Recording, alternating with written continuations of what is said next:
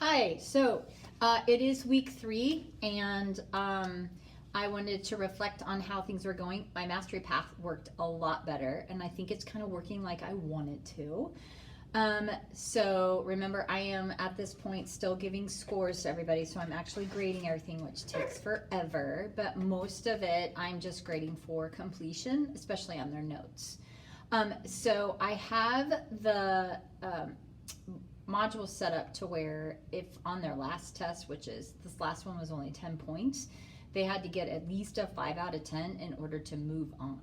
So some of them had to retake their test in class at least twice, and there was a few that did 3 times, and the kids that had to do 3 times, they have to get it unlocked by me. So I had them come up and we talked about why they didn't pass it the first time, and a lot of it had to do with not having the notes or missing classes.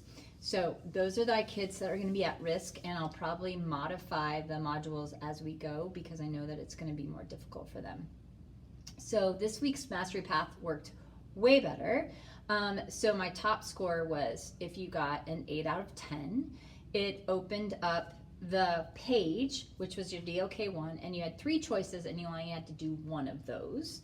And then they did a DOK2 with all of us. So everybody does the lab on Wednesdays or Thursdays, depending on when they have me for class. And then it also opened up a possible virtual lab where they could work with kinetic energy virtually on PhET site, because I love PhET. And so there was a PDF that they filled out with that, which is a lot. It had a lot of words on it and pictures and stuff. And it wasn't hard, but you know, they see all that and they're like, oh. And it didn't open up any DOK3s, so it skipped right to the 4s. And they were like, wait, where are the 3s? And I said, you got a high enough score that you need to be applying what you know. So if you did really well in that pre-test, I need to see more application.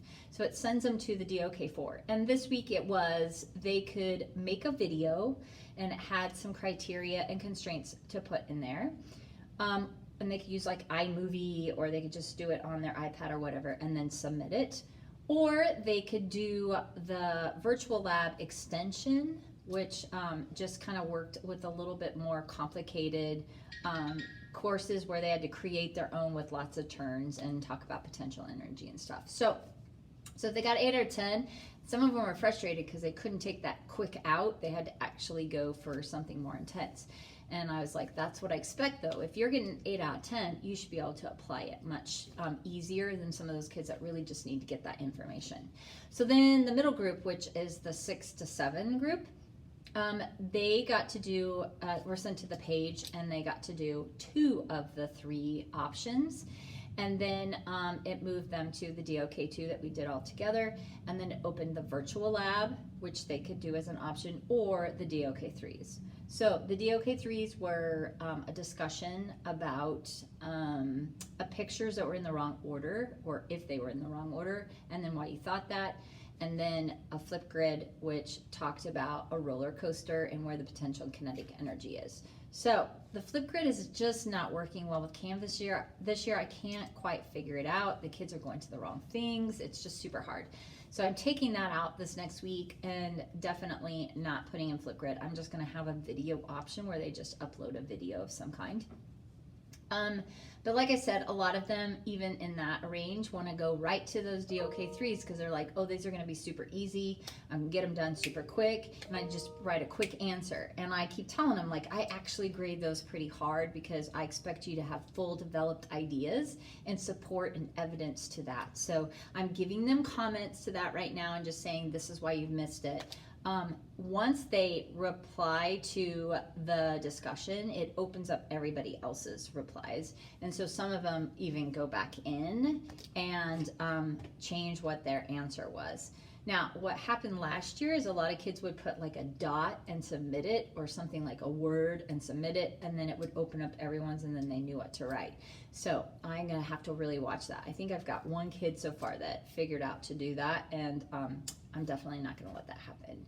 So then we have the last group. The last group obviously needs to do more of that set and get, right? So they have to do all 3 of the DOK ones. They're shorter this week. There's really not as many notes. Which I did go over with them today in class because they do have their celebration.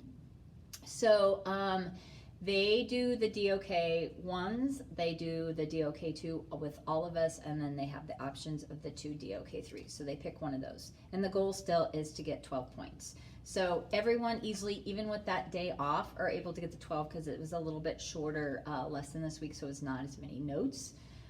So tomorrow is our celebration. I'm hoping they do much better.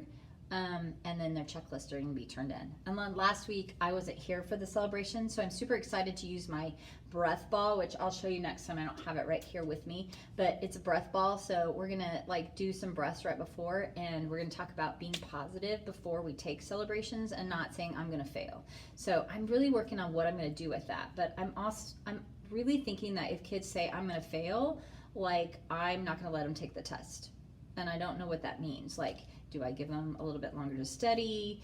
Do I give them a 0 because they said that, and so what's the point? Like, I'm thinking through that. I don't want to discourage them, you know, but I also want them to realize that thinking positive actually gets you a lot further in life than just saying you're going to fail. And we all tend to want to like put ourselves down and say we're going to fail because then you feel like that's your scapegoat, and then you don't have to really work hard, or if you do bad, then you have that like I told you so kind of thing. So I'm working on that. I have a student that's come in that's really not at the 8th grade level, way lower, more like at a 4th grade level. So I'm trying to decide what to do with his stuff. So I may have to, I'm thinking about making a course just for him to work through, so I can do like complete and not complete, or pass fail or something like that, so it doesn't affect the grade book like it's messing it up for everybody else. So I'm working through some of that information this week.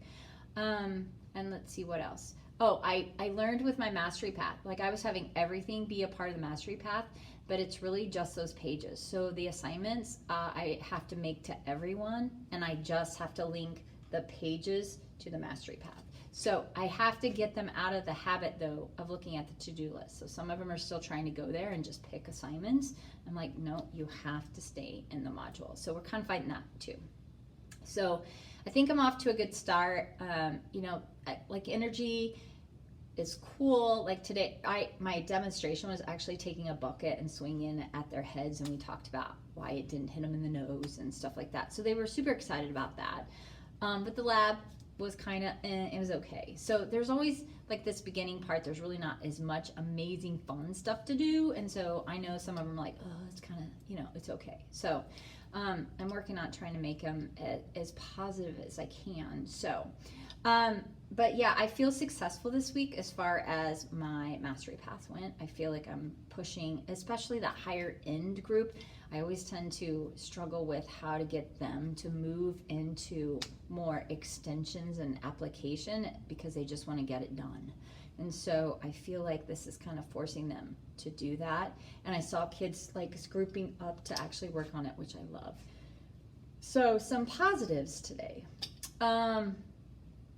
I think, yeah, so we had the cheerleaders. That's why I'm dressed like this. I had my cheerleaders today. I have 30 cheerleaders on top of everything. So it was a lot today. But I feel good about that. And next week I will talk about the energy ball and kind of some things that I put in place in my room to kind of start the class out and stuff like that. So that will be my focus next week. And then seeing whether or not my new idea instead of Flipgrid works. And next week, their DOK4, they have the option to do an egg catapult.